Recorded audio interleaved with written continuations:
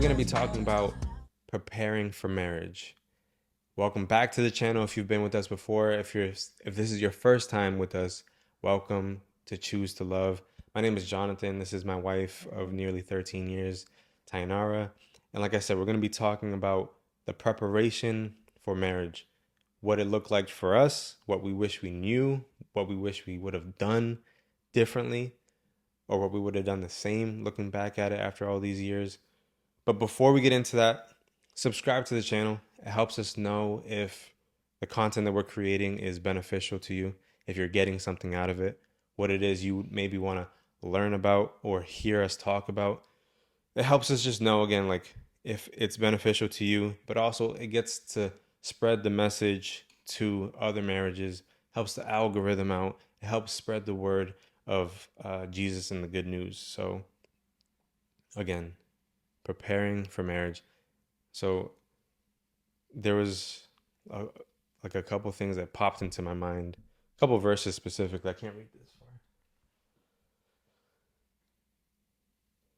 So the first kind of verse that came to my mind was Genesis 2:25 or 2:22, where this is where like Adam and Eve were in the or Adam was in the garden, and God made Eve out of him, Mm-hmm. where he says like it's not good for him to be alone. I'm gonna make a suitable helper for him, a Mm. companion for him. And the last verse of that was verse 25, where it says, "Now the man and his wife were both naked, but they felt no shame." And so like the couple things that as I was thinking about it this week, preparing for today, few things came to my mind. But the first thing that came was, and this is like what I think I would tell myself going back, is first be friends. Because I think society pushes the fact that like we need to, if you go on a date, automatically you're dating, you're intertwined, and that's it. You got to go the long haul. But Mm. it's like date, get to know them, be friends first, Mm-hmm. see if you're even um, compatible. You know how we say like equally yoked. Do we have the same faith?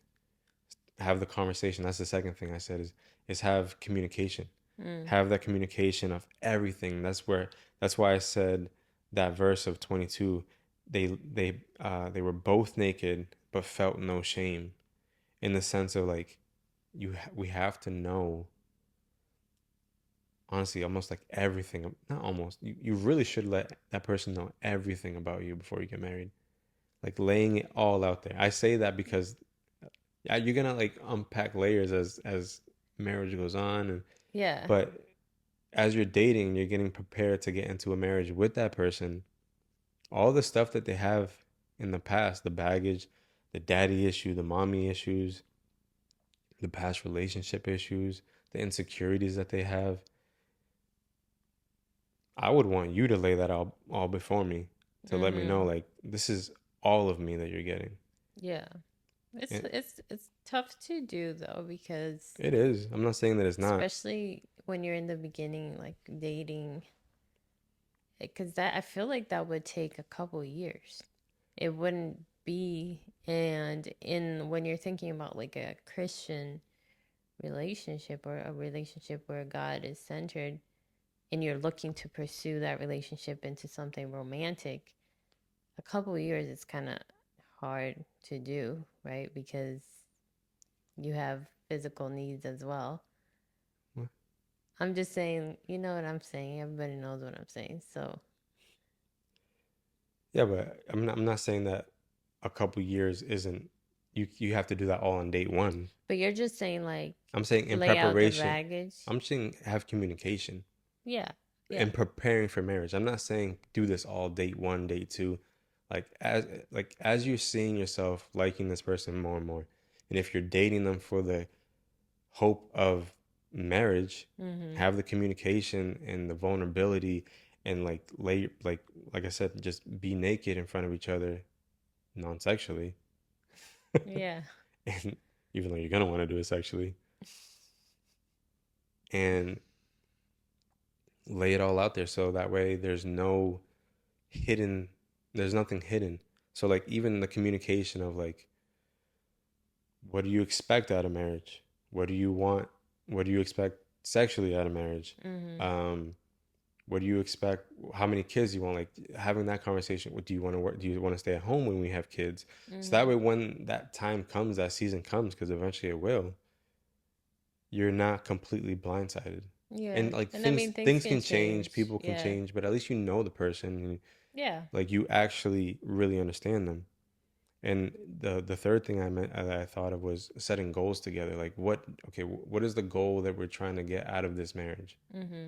Because if I think about it in the sense of like a partnership for business, like if I was to look at this as a business, Mm-hmm. if we're going into the business with two different goals of what we're trying to get out of it, Yeah. eventually someone's going to have to say, I'm parting ways, or the business is going to crash for it Mm-hmm. to be successful. Or either Mm-hmm. way, it's not going to be successful, right? If the one person leaves. But just having a goal of like, this is my expectation of what I want out of our marriage. This is how I want it to look So not an expectation from the other person, but an expectation for together. the marriage. Yeah, Yeah. like a Yeah. like a joint, like let's sit down, let's talk about what I'm expecting, what you're expecting, and let's come up with this idea of what we want our marriage to look like in a year, 2 years, 5 years, 10, 20. Because I heard someone say this so often we prepare so heavily for the I do day, the marriage day, but seldomly, most, probably I say most, like a very high percentage of people don't prepare for day one of marriage and Yeah. what that looks like and what's because once the party's over, once everything's said and done and like you're finally like thank God that day's over, Right. then that's when the the realness begins of like crap, like Yeah. I'm in it with this person for the long haul. Y- And then I want to say this last thing. There's two more Yeah. things, but I'll say one more and then you can say what you want to say. Yeah. Is understanding the seriousness of marriage Yeah. before even getting married Right. and knowing that like okay, I'm getting married and society teaches us to like not teaches no, not purposely teaches, but they subliminally teach divorce is an option if it doesn't work. Mm. Like go into it, get married, don't worry. Like if it doesn't work out, just get a divorce. Yeah. And like you can't go into marriage like that Yeah. because It if should be taken serious. yeah, like this is a forever thing. This is a covenant that I'm making between you and God and us Mm-hmm. us and God, and you have to take it seriously and to not use that kind of vocabulary in your marriage at all as a threat, as a joke, because it is serious. Yeah. Like we've done, I think, a really good job, a great job at never using that word in any sort of argument, in any sort of confrontation. Yeah. And I think for me, I look at it as like I'm super thankful for that because it doesn't like it just I feel like it puts like a sour taste and eventually like I had this happen to a client that the divorce word got thrown out so often. All of a sudden a big argument came after argument and he said one of them said uh oh, you want to just get a divorce? And he was like, you know what? Yeah, actually I do. Mm. All of a sudden that turned from a, if they never said that, they might still be together because it Yeah. wasn't thrown out. I spit on you. You see that though? I did. Yeah. I mean, it didn't even give them the opportunity to do other things that could have potentially fixed whatever disagreement or argument was going on. Because Yeah, it I mean, just gave the divorce as an option, not like therapy or whatever. right.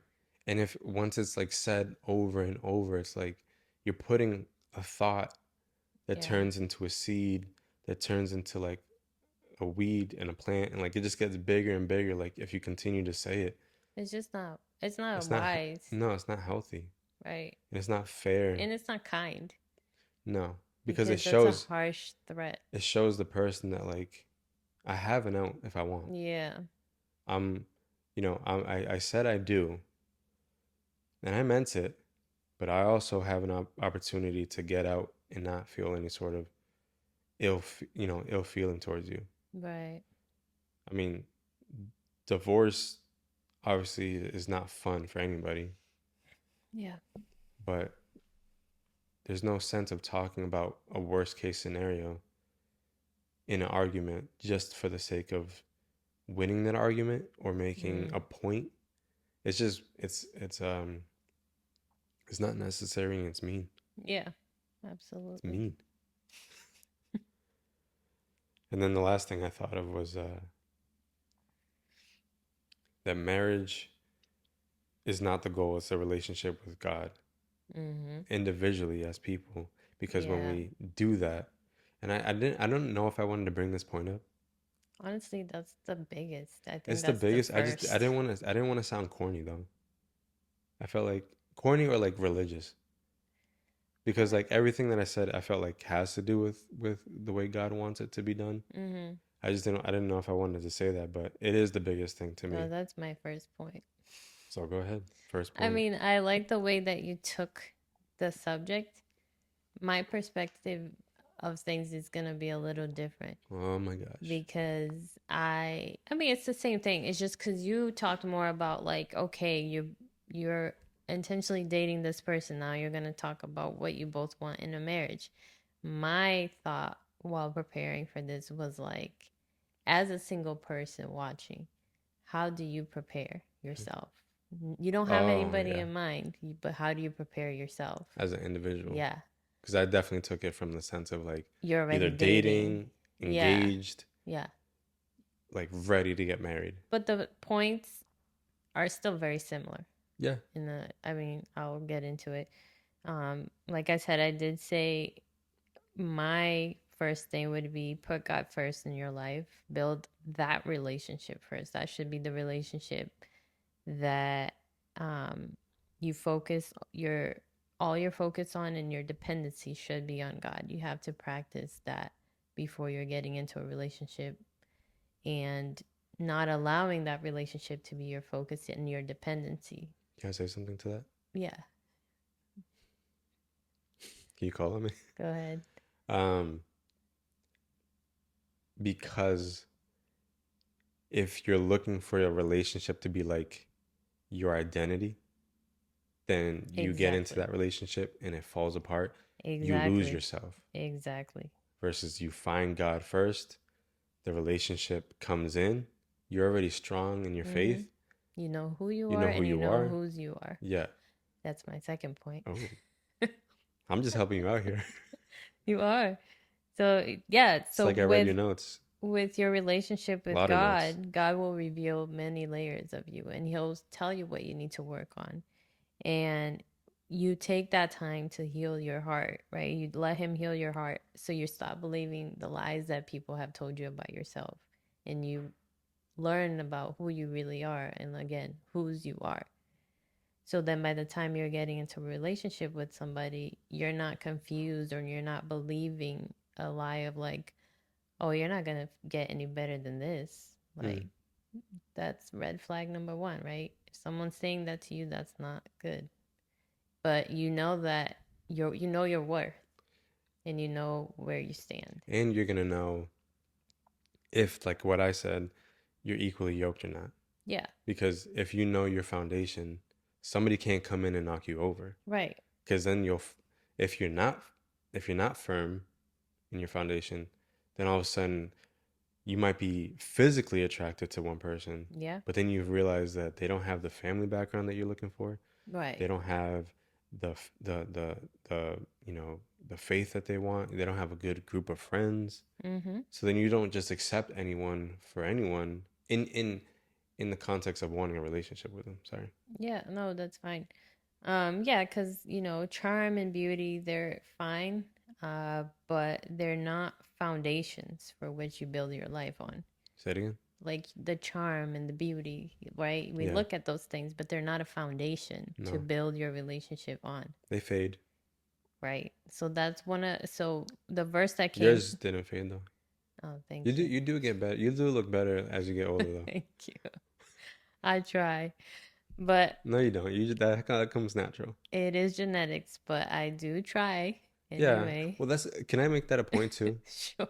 Not a point, but I just want to say that like so often, people try so hard to impress people before marriage, and then all of a sudden they get married and they get lazy. Yeah, And, I mean, you got to think even for your own eyes, right? You want your partner to make an effort to yeah, smell good for you, to have good breath for you. So I'm just saying, to you have want, good breath for you. yeah, for everybody, I but mean, like, I know what you mean, but that's just funny the way you put it. yeah, you want them to take care of themselves, but you also have to have the same expectations for yourself. Yeah, you want to look good for yourself and for your spouse, Yeah, both like physically, how you dress, how you try. yeah, I still try for you. I know. I I know I'm appreciate a it. barber and you get used to my haircuts. No, I do comment on your haircuts, and I noticed that you lined yourself up for tonight, so I can always tell. Oh yeah, okay. Sometimes there's just too much happening, and I know. not I'm just that saying I it's an appreciate it when excuse. you notice. Oh, okay. I'm sorry. Okay. No, it's okay. I did notice it. It looks good. Thanks. Looks clean. And I do spray cologne I for you. same. I put perfume on so that Did you I put on perfume smell. today? For now? Yes, right now you don't smell it. Well, I did. Become nose blind. Anyway, so the verse that came to my mind is Proverbs 31. It talks about the woman, but I think that the woman in this verse is it could be a representation of wisdom, right?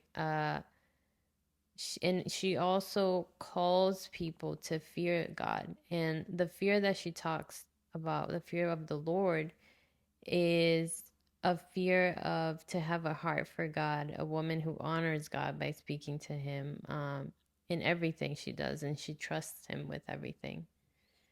And I say that because I'm gonna read one of the verses, because one of the things that I wrote down was to not allow your ego to drive your decisions and choices of words that you speak to people. And on verse 22nd, I mean 22nd, Proverbs 31, verse On the 26. 22nd of January. 26, it talks about she speaks with wisdom, and faithful instruction is on her tongue.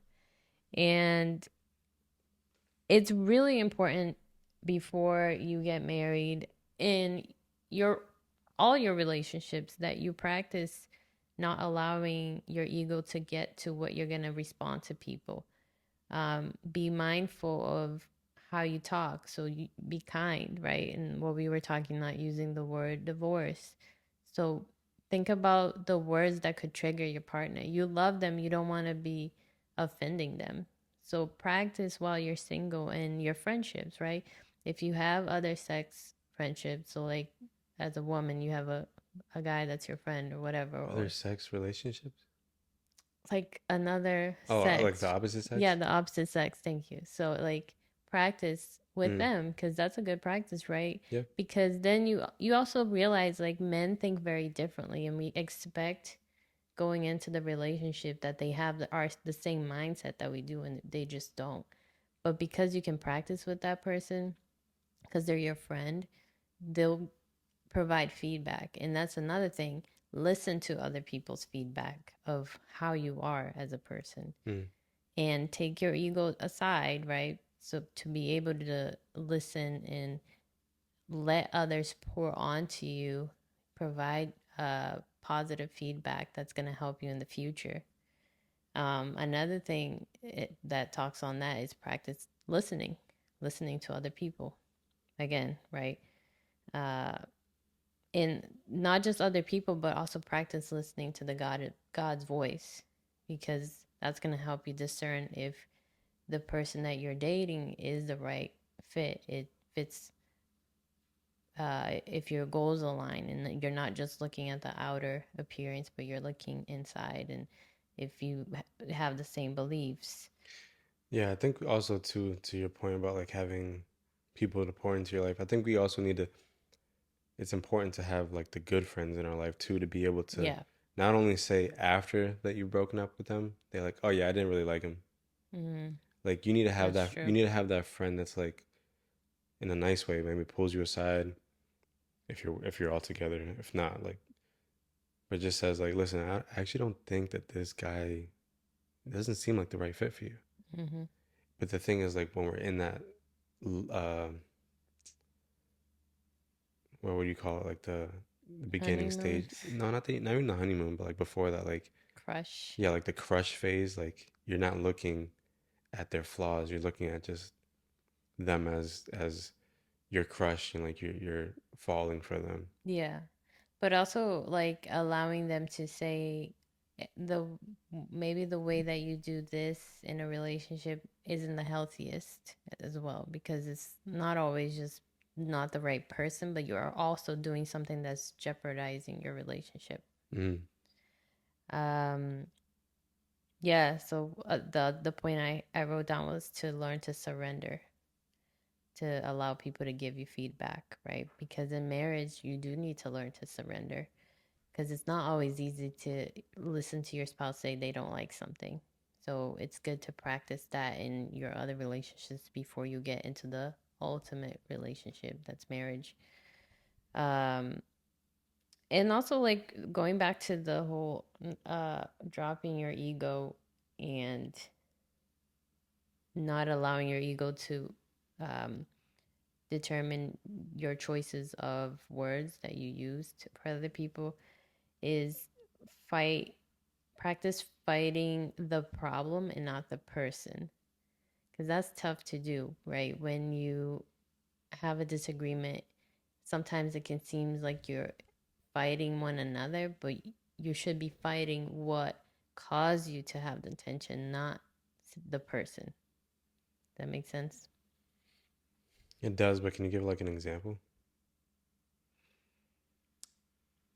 It's so hard to, I mean, there's so many examples, but like if you have a disagreement and you keep saying, oh, you do this and you do that, try to not say you do this, you do that. I don't like that this is happening. I don't like that XYZ is happening. Can we try to fix this together? Like, demonstrate that you're in it together and Mm. not that you're pointing fingers that he's the reason that So you're not this is happening. identifying the issue with the person.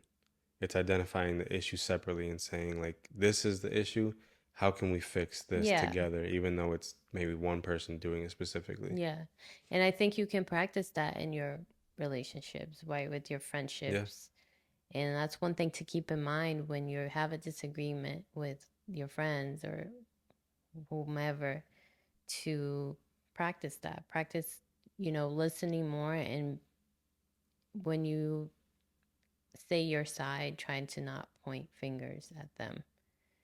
Um, Also practice being thoughtful to your future partner. This is one that we tend to let go a little bit, right? Because we just read about it on the Love Dare that we're doing. Thoughtfulness Mm-hmm. is something that we can often kind of like forget because life. But think about what your future partner might not like. Like, I know something that you don't like that I do, and I try my best. But like, if I'm getting ready, I tend to leave my stuff everywhere and it's a mess. This has been like an issue for a while, but No, things like that. It's just a like little like 13 years. it's like practicing being mindful of you're gonna have to share your space with somebody. So practice. So keep that in mind when you're. I keep hitting the microphone. Keep that in mind, like when you're getting ready. Okay, like I'm gonna get into a relationship. I need to leave my space clean for my spouse, because they Yeah.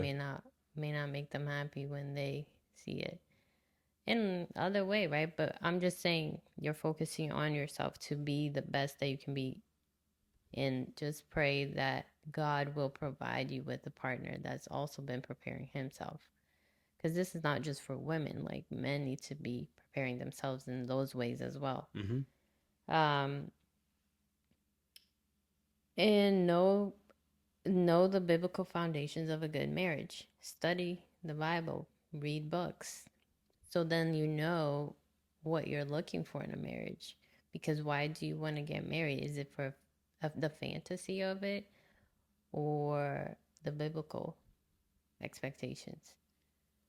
I think that one's really important because oftentimes we have this fantasy idea of what marriage is, and it's just not. It's not at all. Well, it can be. I think marriage can be all that we expect it to be, but But we not a don't. fantasy because a fantasy is Not it doesn't stay fake. in that fantasy. I think it can No, a be. fantasy is fake though. You know what I mean? It could be beautiful. It could be full of like excitement, but I don't think a fantasy. I don't know. I think when we think about marriage, I think we deserve all that we expect out of a marriage, out of what we want out of a partner. I think the unrealistic part is that it comes with no work. Exactly. Right. Okay, so you're just saying like get there and no work at all. Yeah. Okay, That everything's just gonna be beautiful and you're kumbaya gonna from day love each other. from the day that you walk down Yeah, the and the aisle. love's never gonna go away. I wish there was like a show that showed like day one of marriage after everything's like the people were waking up like for the first time and just like day one of marriage after they said I do. Mm. Just that first day. Just Well, they have like uh what's the show? married at first sight. Yeah. But they barely know each other, so Yeah. it's weird. Um I wouldn't I wouldn't recommend that. Married at first sight. I mean well, there's anyway, been people that have gotten married that we know off of like 3 months, even a month. And not that that we know. yeah. I mean not a month, but 3 months for sure. Reggie and Stacy. Oh, really? I don't remember Yeah. that. Yeah, I mean, cuz love takes action, right? You can't just expect that the love's always going to be there if you don't do anything. If you don't do anything to like that makes that love exciting and that yeah. Um and then go ahead. Not go into marriage thinking it's a fantasy, but have godly expectations of yourself that you are prepared and you're going to do the best that you can for what you know a marriage should be and how you know a spouse should be a partner. Um, the You other got a thing, backside to that? yeah. The other thing is to discuss your beliefs, like you mentioned. Know what you believe in, and then when you are dating, just talk about those things and see if you guys believe the same things. I think one thing that gets overlooked a lot of times is who the other person's family is. Because you like them, you love them, Mm-hmm. but you don't see maybe the relationship that they have with their family or the family that they have. Because when someone marries somebody, when I marry you, I marry your family too. Yeah, You marry my family too. right. And I definitely think it's super important to just have that conversation and be around their family and say like, this is a family that I want to marry into. This is important for me. Yeah. You seem like you're having hesitation on that. Why? Well, Tell me. what if they don't have a relationship with their family for reasons that are beneficial? That's fine. It's just you need to know that. But I mean, people don't have like, blood related family, but they could have built a different type of family. And that's important too. So, like their close friends or how they communicate Yeah, with those people in their you need to lives. know everything. You need to do like a FBI raid on this person to know them, the relationships that they have, how they interact with those relationships, because you don't want that person to just be one way with you and a different way with their Yeah. family. Yeah. You Like definitely have to you see need to them have that. around. You want to see them in tough situations. You want to see them in stressful situations because you want to see everything about that person because you're going to spend the rest of your life with that person. Yeah, that's the goal. That's the goal. That's the That should be the goal that should be the goal. for both people. Yeah.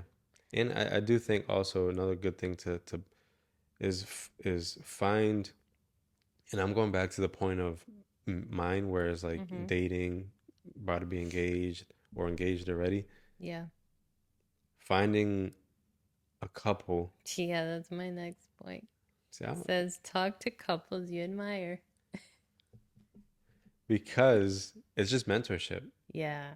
You can ask them like, "Hey, how's marriage? We're dating. We haven't even fought yet." And you're like, your mentors can be like, "Okay, fight, fight Well, before you get married. Argue before you get married. Have those tough conversations before you get married. Because when you get married, if you haven't practiced how to have those conversations, how the other person wants you to fight, the other person wants you to argue, because arguing is going to happen. And if I don't know how you want me to argue or how you want me to communicate, mm-hmm. then it's just going to create a tougher road than than it could have been if you had asked, both in the context of like a mentorship, but then also just in the communication before getting married. Yeah. Yeah, and I mean, I think talking to other couples helps you see where you're lacking as well, Yeah, and I or mean, what you need to work on. and if you don't have like people that you can essentially look up to and say like, hey, can we look up to your marriage, blah blah blah. And churches have small groups that are based off of um, uh, married couples, Yeah. like marriage small groups. There's marriage devotionals that you can do. You can do a marriage devotional before you're married. Yeah, that's That's the not a thing. that's not a bad thing to do. Like, you don't have to be. You can even go to a marriage conference. Honestly, Yeah. like most of the time, the marriage conferences we haven't been to too many, right? Maybe one or two. No, yeah.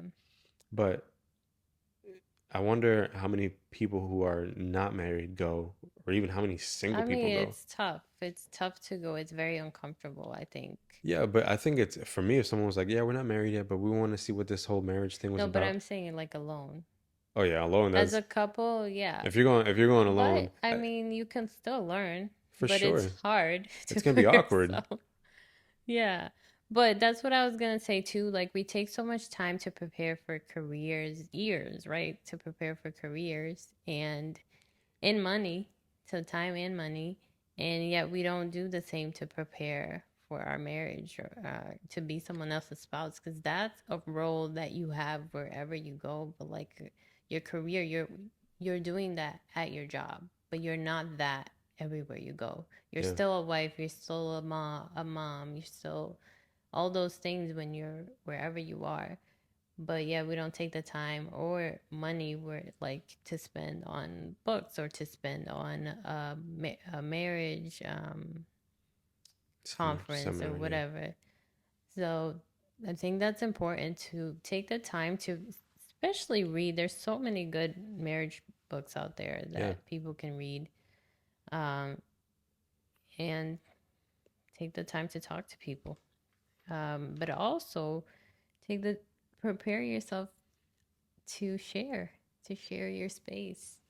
That was a tough one for us in the beginning. Well, because we talked about this last week. I think it was most definitely tough because I went from just me, a lot of space, to us, not as much space. Right.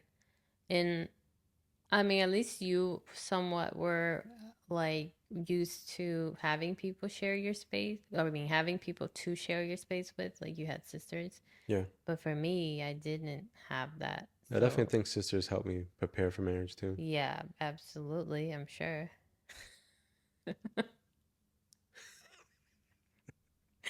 I don't know why I said it like Yeah, why'd you say it like that? that. But no, but I think same as like if a girl has brothers, I think that it would help her Yeah, understand guys' minds because they think so differently. Even like reading books on understanding a guy's mind because we can't expect that they're gonna think the same way we do. Yeah, and know why. Again, know why you want to get married and work on yourself, make yourself better, work on the heart issues so that you can be the best version of yourself for your marriage. For sure. You had a lot of points today. You Yeah, came ready. thanks. Okay, so episode 4, I think, right? That's what I said. Think so. It's like we've done like 500 of them. I'm over here like episode 4. Episode 4 is complete. And if you got something out of this, subscribe to the channel, but comment as well what it is you got out of this episode or what has worked in your preparation for marriage, whether you're married for a long time or you're in the stage of being married or you're single, or if you have any questions, leave them in the comment section. We would love to read them and get back to them as well. We didn't go out of the devotional we were going out of last week, the last couple of weeks, but we're going to jump back into that. But we're still going to leave the link in the description for the devotional, the couples marriage devotional that we've been working out of. And if you want to grab a copy of that. But more importantly, go out there and choose to love, choose to make your marriage better. Invest in yourselves, invest in your marriage because this is the person that you do life with. I sleep with her every single night. And so if I'm not happy with her every single night, like I gotta invest in myself, invest in us so that I can go to bed happy. I can you know what I'm saying? So remember this. God loves you, he wants a relationship with you, and he wants you to live a life on purpose, for purpose. Peace. Bye. Have a beautiful time. You always say that.